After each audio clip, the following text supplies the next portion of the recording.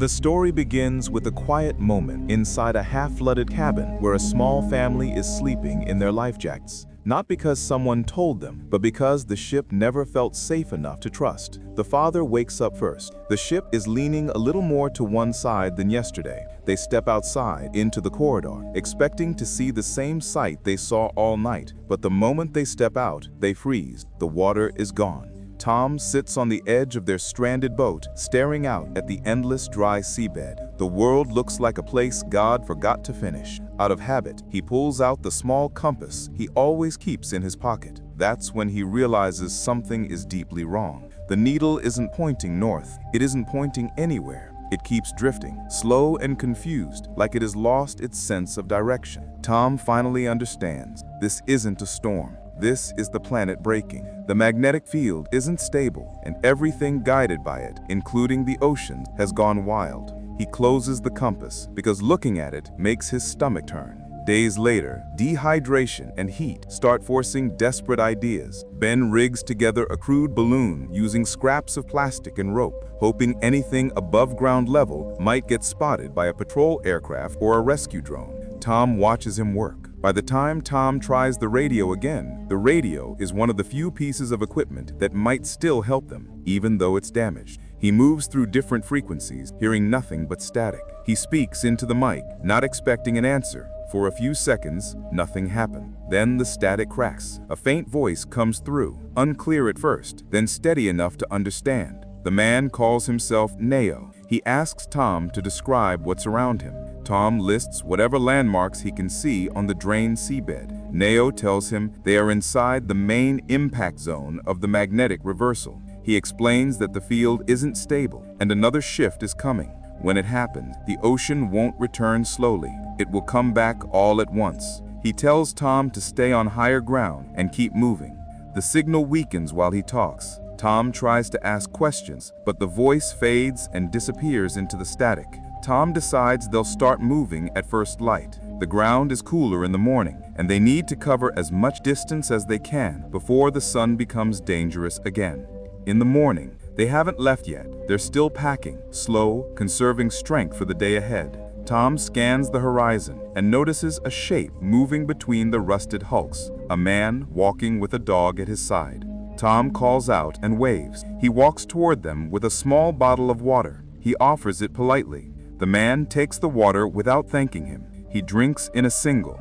For a second, Tom thinks the worst is over. Then the man's face goes blank. Something in him switches. Before Tom can react, he slits his arm with a jagged piece of metal and pushes it forward. Tom doubles over. He dies fast, without a fight. The man doesn't pause. He turns and walks toward Julia, who is standing a little way off. She doesn't waste time thinking. She lifts the sofa cushions and pushes both kids underneath, telling them to stay quiet and not move no matter what they hear. Her voice is steady. She slips into the bathroom and locks the door, pressing her back against it. She covers her mouth with her hand, trying to slow her breathing. The yacht is silent except for the distant creak of the hull. He moves through the living area, knocking things aside, opening drawers, checking corners. Julia, listening for any sound from the kids. None comes. The footsteps stop outside the bathroom. After some time, Julia thinks he is gone, but when she comes near her kids, he grabs her by the hair and drags her. She tries to push him away, but he's stronger and wired with the kind of desperation that ignores pain. He tries to choke her, but before he can strike, a flare hits him in the side of the chest. It burns instantly. Julia grabs Cassie and Ben and pulls them toward the exit. She doesn't look back at him. She just keeps moving. They rush out of the yacht, down the tilted deck, and onto the dry seabed. Hours of walking drain whatever strength Julia and the kids have left. The heat feels heavier than before. Their last bottle of water runs dry, and there's nothing left to ration. As the sun lowers, they spot something in the distance, the shape of an aircraft lying cracked and half buried in the dry seabed. They decide to stay there for the night. The fuselage blocks the wind. The shade gives a small relief.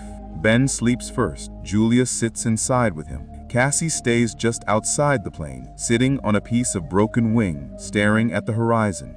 Cassie hears footsteps behind her. She turns and sees the man, the same one who killed Tom and chased Julia. The man reaches for her. Julia appears from the darkness before he can touch the girl. She doesn't yell, she doesn't warn him. She just moves with a single, clear intention. She drives a piece of metal straight into his side. It goes in deep. He drops instantly, gasping and trying to grab at her legs, but she steps back, keeping herself out of reach. The next morning, they start moving again, heading in the direction Neo last mentioned. The sun is harsh, and the ground seems endless. They walk the whole day with few breaks, saving their strength for each step. Night falls. The temperature drops, which helps their bodies, but not their nerves. Ben and Cassie eventually fall asleep close to Julia, using a scrap of plastic as a blanket. Julia stays awake, listening to the quiet. It doesn't last long. She hears a sound, soft at first, like rustling sand. When she looks up, she sees movement across the seabed. Not one creature, but hundreds, then thousands. Crabs, moving in a wave, legs scraping the ground, eyes reflecting the moonlight. Julia doesn't think. She grabs Ben with one hand, Cassie with the other, and pulls them up. They run. The crabs spread fast, crawling over everything in front of them. The sound grows louder, like rain hitting metal.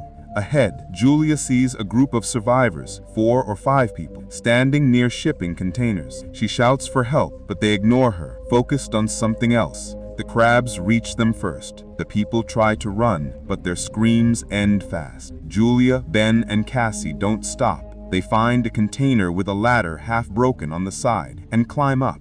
They reach the roof just before the crabs flood below, covering everything. The container shakes under the weight. Once the swarm settles, the seabed falls silent again. Julia looks down. The dead survivors lie in pieces, but beside them are rifles and a backpack. When the crabs move away, she climbs down carefully and takes the weapons. She checks the bag. Inside are bottles of water. They drink without speaking. Days of dryness end in a single slow swallow. Near the bodies, they find a small radio. Julia tries it immediately, switching frequencies until a familiar voice comes through. Neo. His voice is more urgent than before. He says the water is returning earlier than expected. They have less time than they thought. He fires a flare from his location to guide them. Julia points, and they move toward it. The ground becomes rougher. Cracks widen into trenches. While climbing through a broken stretch of rock, Julia's foot slips and wedges deep into a gap. She can't pull free quickly. The sound of scraping returns behind them.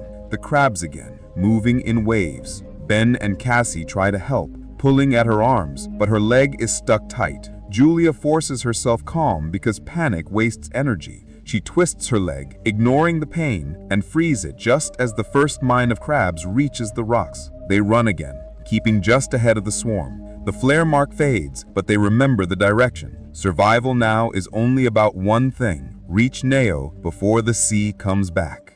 Julia, Cassie, and Ben reach the ridge where the flare was fired. The submersible is there, partly covered in sand, hatch open. Neo is lying beside it. Julia checks once. It's clear he died earlier. The sound begins again. The crabs are coming again. A steady rustling, growing closer. Julia doesn't look back. She tells Cassie and Ben to get inside the sub. They climb in first. She follows and closes the hatch. She locks it. They sit still and wait. The sub shifts slightly as water starts returning to the basin. The sound outside changes, less scraping, more water pressure building. The swarm moves away when the flooding begins. The sub lifts as the water rises. Julia sits against the wall. Cassie and Ben rest beside her. The entire journey plays through her head, not like a flashback, more like a quiet list of everything they passed through. Hours later, the sub reaches open water. It surfaces near the outskirts of a drowned city. Buildings half underwater. Julia looks at it for a long moment. If you like this breakdown, subscribe to Cinebreaks. I meet you in the next one.